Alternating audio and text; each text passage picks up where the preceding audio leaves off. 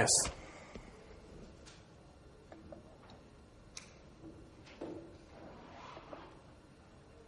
So what exactly happened here was I'd overwritten with the address, the EIP with an address inside the text part of the program, which had an instruction jump to ECX. So after this function returned, strcpy or val_copy returned, the execution went to that particular part in the text, and from there it jumped to ECX, which is my shellcode, and executed it successfully. So now I am inside that program. So if we say pwd, it's actually giving me the directory from where I'm running that particular program. I'll say quit, exit. All right. So any confusion till now in exploit writing? Anything? It's not that difficult. All you need to do, the hard part is finding the EIP, the stable EIP. That's the toughest part. Yes. You had a question?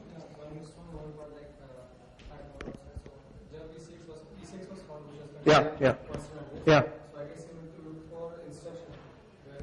Yes. So if you have a binary, you have overwritten it.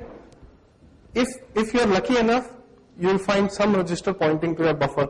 If no register is pointing to your buffer, then it's a DOS exploit which can go under auxiliary.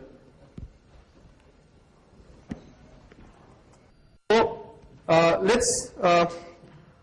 let's take an example again of an HTTP server, and let's say the version part is vulnerable. The HTTP server takes just the version part and copies it to a local buffer without any bound checking. Okay. Now in that case, once I have sent the whole request to the server, the whole request has to be saved somewhere for the program to process. Okay. Now let's say my request is actually 10,000 bytes. What I've done is get /http/ my shellcode, enter host : something, content -length, standard headers, content -length, and I do 10,000 no-ops, and then again my shellcode. Okay, and then I use another header, 10,000 no-ops, again my shellcode. Now inside the program, what is going to happen is I have 20,000 bytes. Obviously, the program has to allocate memory for it. In which case, the program will allocate memory on the heap and save that particular shellcode which I have written twice beneath. Okay, and what I need to do is again pass this information to the server and start analyzing in where exactly in the heap it's saving that particular string.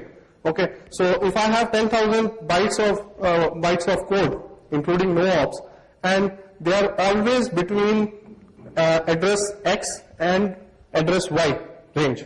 Okay, now whatever addresses are between X and, let's say, X and Z, okay, whatever addresses are there, I can safely use them as the return address.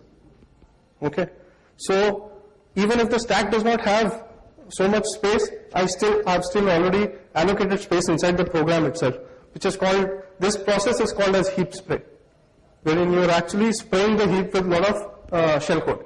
Okay, and you give a particular address, let's say you give the address y.1, which lies between this range. And after overwriting the EIP will be y.1 address, which will go into the heap, and it will start executing from there, which is my shellcode.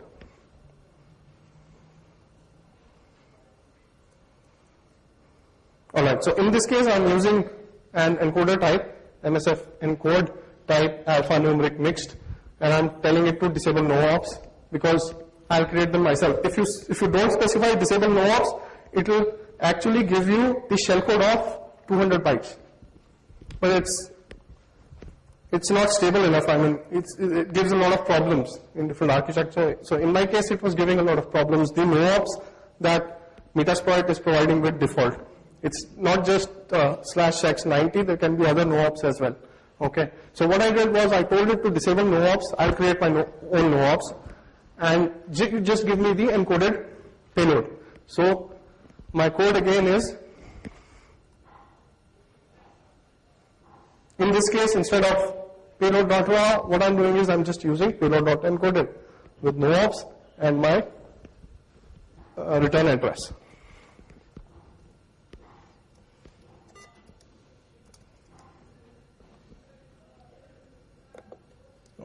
So if you see in this case, these are all binary crap.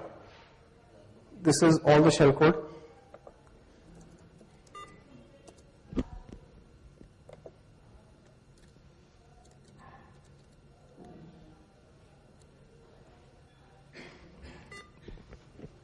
Okay.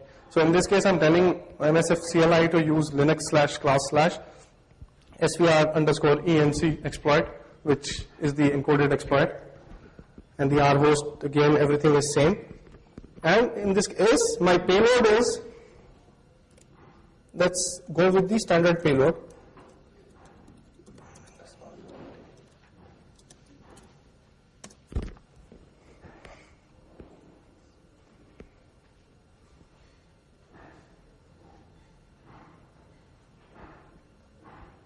Alright, so what happened was, it failed because after generating the encoded payload, it could not fit it inside the space allowed. So it says, no encoders encoded the buffer successfully. So now what do I do?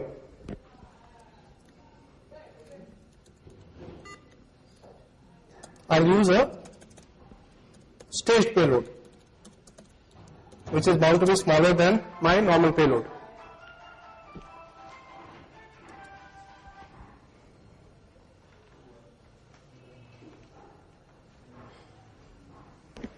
Let's see if we get something now. Alright. So these are just the print instructions that I've given. So length of the encoded buffer is, the payload is 188, and I generate the rest of the no ops till 204, and then finally I give it the return address. It's not visible here, but anyways. So if you go back here, now if you see, both the payloads differ.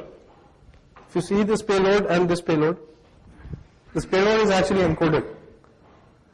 And there's a decoder function in the start which actually decodes the payload first and then executes it. So it makes it more stealthy.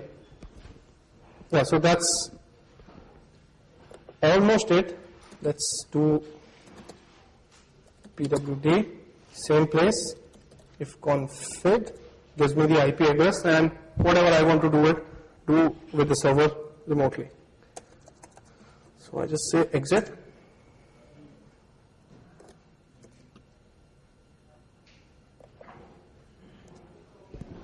Yeah, so this is done. And if you have any questions, I can take it. Otherwise, you can send me an email. My email address is null@null.co.in. If you are interested in coming for NullCon, just ask for a pass outside, and we'll probably give you a discount today only. Okay. Yeah, that's about it. Any questions?